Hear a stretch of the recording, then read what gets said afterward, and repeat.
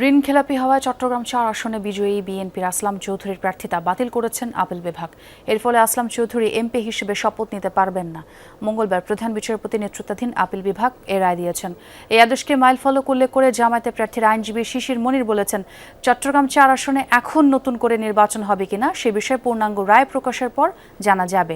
তবে attorney general Ruhul Kuddus কাজল বলেছেন, আসনটিতে নতুন করে নির্বাচন হতে পারে।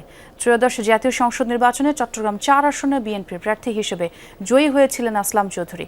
তবে তাকে ঋণ খেলাপি দাবি করে উচ্চ আদালতের শরণাপন্ন হন জামায়াত ইসলামী প্রার্থী আনোয়ার সিদ্দিকী।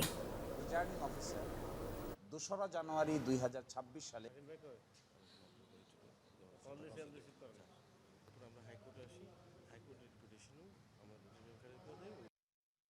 আমরা পরিপূর্ণভাবে বুঝতে পারবো আপিল বিভাগের পূর্ণাঙ্গ রায় হলে পরে। তারপরেও আমরা সাধারণভাবে এই কাজটি মূলত নির্বাচন